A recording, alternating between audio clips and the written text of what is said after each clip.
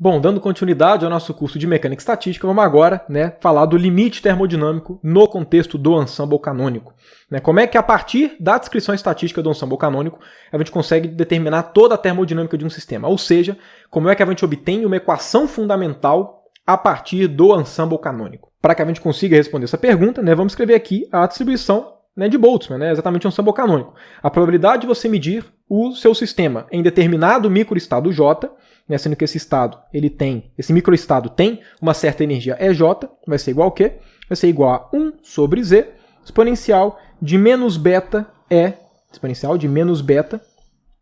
J, sendo que aqui o nosso beta ele é 1 sobre KT, nosso beta ele é 1 sobre KT, e além disso a nossa função de partição Z ela é somatório J de exponencial de menos beta é J.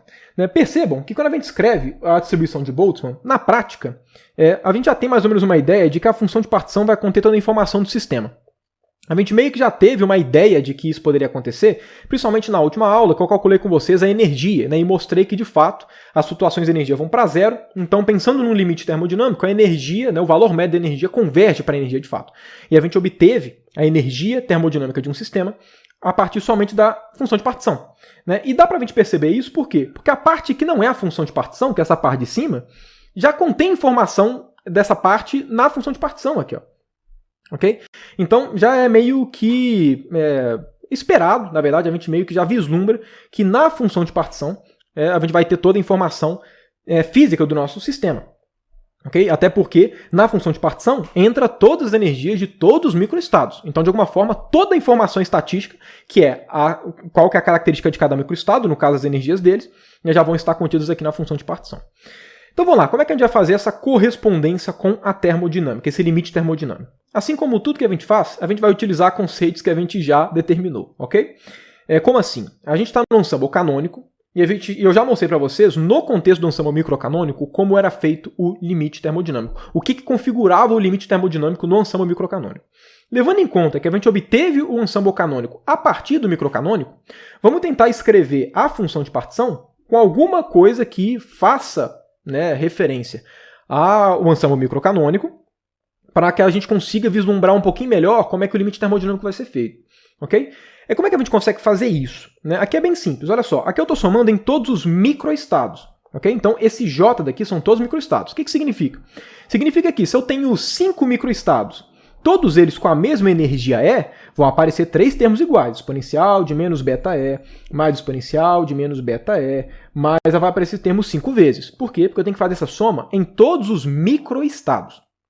Como é que eu consigo fazer naturalmente um ensemble microcanônico aparecer aqui? O que eu posso fazer é o seguinte, eu vou trocar essa soma dos microestados para uma soma nos macroestados.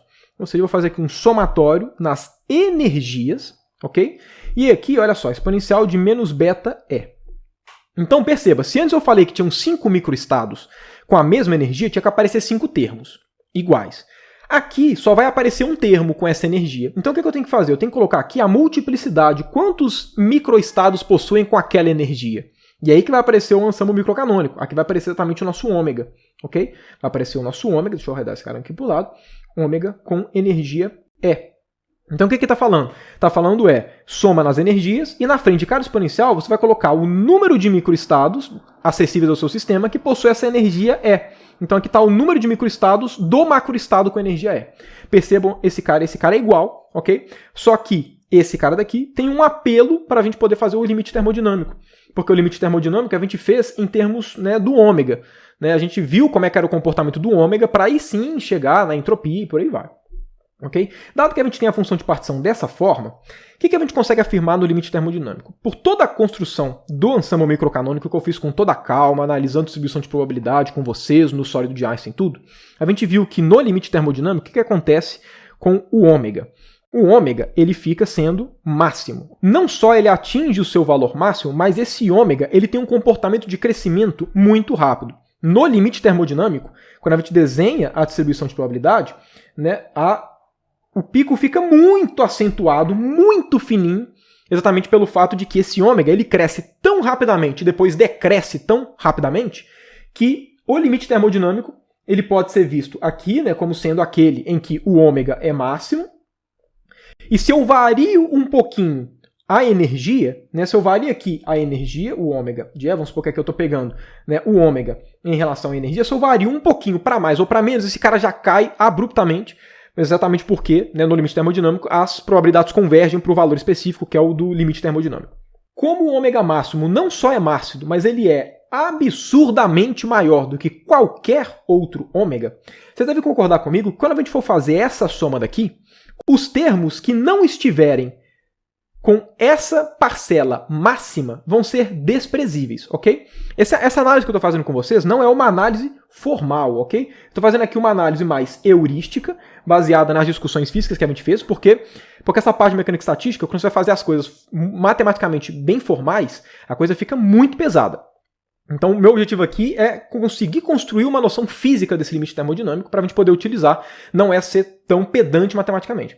Então, olha só, como esse cara daqui, ele cresce absurdamente no seu valor máximo, que é o valor do limite termodinâmico, vocês devem concordar comigo que quando esse cara não estiver no seu valor máximo, essa contribuição do ômega fora do máximo para a soma, ela é praticamente desprezível. Por quê? Porque o pico ele é tão acentuado que todo o resto é zero praticamente.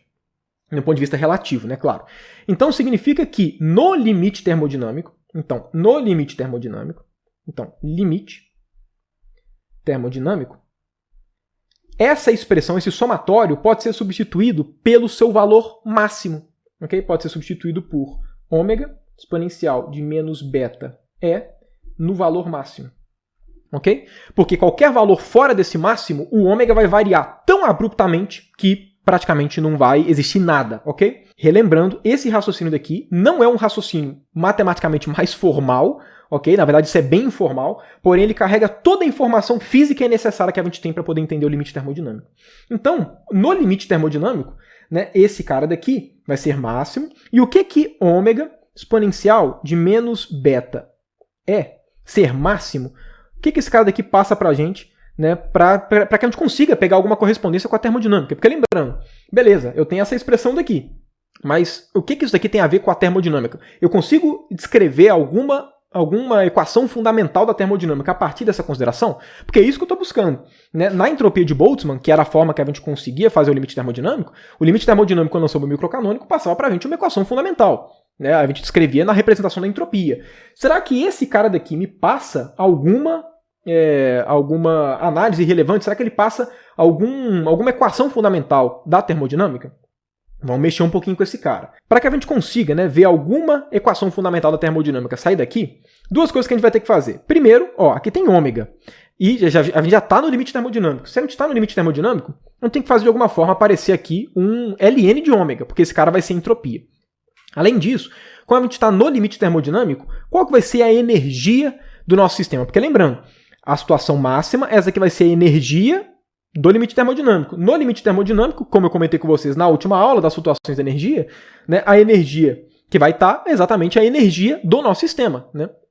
Então, a gente, né, duas coisas. A gente tem que pegar esse cara e fazer de alguma forma aparecer o ln de ômega, e a gente tem que substituir o E pela, né, que aqui no caso veio, né, exatamente que aqui corresponde à energia dos microestados que maximizam esse cara, mas essa energia, que é a energia do limite termodinâmico, é a energia do sistema de fato. Então, esse cara daqui, vamos lá, como é que a gente vai fazer essas alterações? Primeiro, então, o ômega, eu vou escrever ele como exponencial de ln de ômega, certo? Tiro o log e depois exponencio, para ser a mesma coisa. E aqui fica um exponencial de menos beta vezes E, mas essa é a energia do limite termodinâmico, então vezes a energia do sistema termodinâmico. Então, esse cara daqui, ele é máximo. Ok? Então, eu consigo escrever esse cara daqui como sendo o quê? Como sendo, exponencial de menos beta, aí que eu vou colocar U menos 1 sobre beta ln de ômega. Ok? Só reescrever esse cara. Então, esse cara daqui é máximo no limite termodinâmico. Ok?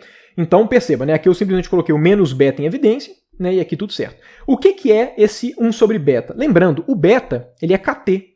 Então, aqui vai ficar o quê? Vai ficar K vezes T. Ok? No caso, eu vou colocar aqui T vezes K. T vezes K. O que apareceu aqui? Esse cara daqui, ele é o quê? Ele é exponencial de menos beta U menos T, entropia de Boltzmann, então TS. Esse cara daqui é máximo no limite termodinâmico quando a gente analisa a função de partição, né? A correspondência a partir da função de partição. Agora, olha só. Quem que apareceu aqui? O menos TS. Esse cara é energia livre de Helmholtz. Então, o que está falando é o quê? Está falando para a gente aqui, exponencial de menos beta vezes a energia livre de Helmholtz. Esse cara daqui é máximo no equilíbrio termodinâmico. Agora, aqui eu tenho uma exponencial decrescente, uma exponencial negativa. Para uma exponencial negativa ser máxima, o que o expoente tem que ser? Ele tem que ser mínimo. Então, o que está falando é que no limite termodinâmico, ok? Lembrando, tudo isso aqui surgiu da onde? Tudo isso daqui veio da função de partição, ok? Lembrando, ó, a gente teve aqui a função de partição, esse somatório, no limite termodinâmico ele vira esse cara, ok? Aí a gente está amaciando aqui, vendo o que essa expressão sai. Mas tudo isso aqui que a gente está calculando é o quê? É a função de partição, no limite termodinâmico. Logo, no limite termodinâmico, nossa função de partição ela vai valer o quê? Exponencial de menos beta, f mínimo. Ok? F mínimo por quê? Porque exponencial negativa máxima é quando o expoente for mínimo. Agora, olha só que interessante. No equilíbrio termodinâmico, a função de partição está relacionada com a menor energia livre de Helmholtz. Agora, vamos voltar lá, né, na nossa revisão termodinâmica, quando eu introduzi com vocês os potenciais termodinâmicos e o equilíbrio termodinâmico quando a gente tem reservatórios. Se vocês se lembrarem, quando a gente tem um sistema em contato com um reservatório térmico na termodinâmica, se a gente canalizar somente aquele reservatório, como é que o equilíbrio é determinado? O que define a situação de equilíbrio termodinâmico? O equilíbrio termodinâmico é a situação, né, quando o sistema está em contato com o reservatório térmico, em que a energia livre de Helmholtz ela é mínima, certo? Ela é mínima. A gente chegou nesse resultado na aula de revisão termodinâmica. E o que está falando é que no limite termodinâmico, a função de partição ela é exponencial de menos beta e o menor valor da energia livre de Helmholtz. Então, esse menor valor da energia livre de Helmholtz é a energia livre de Helmholtz do sistema termodinâmico, que é a equação fundamental. Então, o que está falando para a gente é o quê? O que está falando para a gente é que a correspondência com a termodinâmica é qual? A energia livre de Helmholtz termodinâmica, porque ela tem o seu menor valor na configuração de equilíbrio, né, que é exatamente o que está aqui, ela vai ser igual ao quê? Ela vai ser igual a menos 1 sobre beta ln de z. Ok? Tira ln dos dois lados, depois passa dividindo 1 sobre beta. Então, aqui é assim que vai ser feito o nosso limite termodinâmico. Ok? Porém, a gente sempre tem que sempre tem que tomar cuidado. Por quê? Porque no limite termodinâmico, né, o que acontece? O número de partículas vai ser muito grande, o volume vai ser muito grande, e por aí vai. Então, a gente tem que, de alguma forma, escrever esse limite termodinâmico de uma maneira consistente, né, para que a gente consiga escrever em termos das densidades, que é a maneira como a gente garante que o sistema vai ter o limite bem definido. Além disso, para que esse cara daqui passe a energia livre de Helmholtz como uma equação fundamental, a nossa função de partição ela tem que estar em função de quê? Ela tem que estar em função da temperatura, do volume e do número de partículas. Por quê? Porque a energia livre de Helmholtz, como equação fundamental, ela é dada por essas três dependências. E, de fato, se vocês forem ver toda a construção do ensemble canônico, quando a gente constrói a função de partição, a gente realmente constrói ela com essa dependência. Ok? Então vamos lá, como é que vai ser o limite termodinâmico de fato? Como é que vai ser bonitinha a expressão que a gente tem que fazer? A gente sempre vai escrever tudo em termos das densidades. Então esse cara daqui eu vou escrever ele como sendo Fzinho, energia livre de Helmholtz por partícula, vezes o número de partículas. Então o que a gente vai fazer? O nosso limite termodinâmico no ensemble canônico ele vai ser dado, né, como? A gente vai obter a energia livre de Helmholtz por partícula, e ela vai ser obtida como o limite em que o número de partículas ele vai para infinito, o volume vai para infinito, que são as grandezas que definem aqui a função de partição. A temperatura ela é constante, então não tem que fazer nada com ela fica na boa. Mas esses caras têm que ir para infinito, de forma que V sobre N, ou seja, Vzinho, seja constante.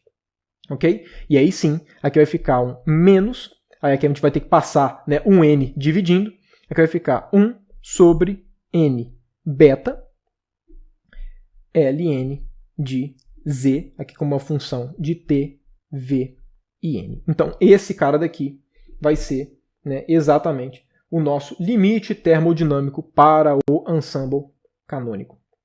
Então, e percebam, era até esperado que a gente chegasse a um resultado desse. Porque quando a gente tinha um sistema isolado, que foi no caso do microcanônico, qual foi a correspondência com a termodinâmica que a gente obteve? A gente obteve a entropia, certo? E fazia sentido obter a entropia, porque a entropia era a formulação adequada, né, a representação adequada quando a gente tem um sistema isolado. Agora, se aqui a gente tem um sistema em contato com um reservatório térmico, né, qual que era a nossa descrição termodinâmica mais natural? Era a energia livre de Helmholtz. E foi exatamente o que apareceu aqui. Apareceu naturalmente, né, quando a gente foi fazendo aqui exatamente a nossa descrição estatística, né, pensando no limite termodinâmico. Então, toda vez que você estiver trabalhando com um sistema no ensemble canônico, e você quer prever a termodinâmica para quando o sistema for macroscópico e tudo no limite termodinâmico, né, basta você calcular a função de partição e fazer esse limite daqui. Um ponto importantíssimo a ser colocado. Vamos lá, aqui a gente leva em conta que o sistema está em contato com um banho térmico. Aí a pergunta, eu só posso fazer essa conexão com a termodinâmica quando o meu sistema estiver em contato com o reservatório térmico? E a resposta é não. Vamos supor que você quer descrever estatisticamente um gás ideal, por exemplo, que ele é isolado, ele está completamente isolado. Okay? Se ele está completamente isolado, ele não está em contato com o reservatório térmico. Então não faz sentido você trabalhar com a distribuição de Boltzmann para esse cara. Não faz sentido você aplicar a distribuição de Boltzmann. Okay? Porém, nada te impede de, a partir do momento que você tem um gás ideal, qual seria a função de partição de um gás ideal se ele estivesse em contato com um reservatório térmico de temperatura T? Então, por mais que o seu sistema, o seu gás ideal, não esteja em contato com o reservatório térmico, qual seria a função de partição se ele estivesse em contato com o reservatório térmico? Aí você ia lá e calculava a função de partição. Depois que você calculasse a função de partição, você poderia chegar e calcular qual que é a energia livre de Helmholtz. Aí depois que você fizesse isso, você ia ter o seu Fzinho, né? E a partir do Fzinho você poderia pegar o Fzão como em função do T, V e N. E a partir do momento que você tem este cara daqui, matou. Você tem toda a descrição termodinâmica do seu sistema. Você não precisa fazer essa conexão com a termodinâmica só quando o seu sistema estiver em contato com o reservatório térmico. Porque a partir do momento que você pega uma equação fundamental, matou. Você pode fazer a transformação de Legendre do que você quiser para poder obter qualquer outra representação. E isso é bem importante de ser dito. Por quê? Porque em diversas situações, é mais fácil calcular a função de partição canônica do que calcular a multiplicidade, o número de microestados acessíveis a um sistema. Em muitas situações é mais fácil fazer isso. Em compensação, vão ter outras situações, que eu vou trabalhar com vocês ainda, no ensemble das pressões e no ensemble grande canônico, tem alguns sistemas que são mais fáceis de se calcular as funções de partições desses outros ensembles do que a função de partição do canônico e também do que os microestados. Certo? Então o que você pode fazer? Calcula a sua função de partição do ensemble, que é mais fácil de calcular, ou então calcula o seu número de microestados se ele for mais fácil, faz a conexão com a termodinâmica, e a partir do momento que você tem uma equação fundamental, aí é termodinâmica, faz a transformação de Legendre adequada e tudo. Então, moral da história, no ponto de vista estatístico, a distribuição de Boltzmann só faz sentido se o seu sistema estiver em contato com o banho térmico. Porém, se o seu objetivo for única e exclusivamente determinar a termodinâmica de um sistema por considerações estatísticas, tanto faz o ensemble que você determina, que você utiliza para poder chegar no limite. Você pode usar qualquer um. Todos os ensembles, né, chegam em alguma função que contém toda a informação, que você consegue fazer o limite termodinâmico porque contém toda a informação estatística do seu sistema, e aí, por conta disso, toda a informação termodinâmica do seu sistema. Então vejam isso daqui não somente como um limite termodinâmico para sistemas em banho térmico, mas como uma possibilidade de você atingir o limite termodinâmico para qualquer situação do seu sistema físico. Ok? Dado essa distinção, né, encerro aqui essa aula do limite termodinâmico, e aí eu vou calcular com vocês também alguns exemplos, né, nesses próximos vídeos, né, de funções de partição para alguns sistemas que a gente já calculou, né, como o paramagnético de 2 estados, sólido de Einstein, né, e no caso, né, antes de passar o do gás ideal, eu vou fazer igual eu fiz no ensemble microcanônico. Como é que faço para a gente calcular, né, a função de partição para sistemas contínuos, né, para sistemas clássicos? Porque lembrando, né, aqui, pela forma como a gente calculou, aqui tem toda a cara da energia ser quantizada, porque olha só, tem um somatório. Né? Mas como seria de se esperar, quando o seu sistema for clássico, as energias forem contínuas, aqui vai aparecer uma integral, tem todas as adaptações. Né? Enfim, também tem correção de Gibbs, tudo normal. Enfim, eu vou mostrar isso para vocês como é que se faz. Mas nesses próximos vídeos vou calcular alguns exemplos de sistemas discretos mesmo. Depois eu vou mostrar como é que a gente faz, né, para poder fazer essas contas para sistemas clássicos, né, de energias contínuas. E depois da aula de ensemble canônico, inclusive, só para vocês terem uma noção, vai ter uma aula exclusiva, gás ideal no ensemble canônico, de tão relevante que é esse contexto do ensemble canônico para o gás ideal.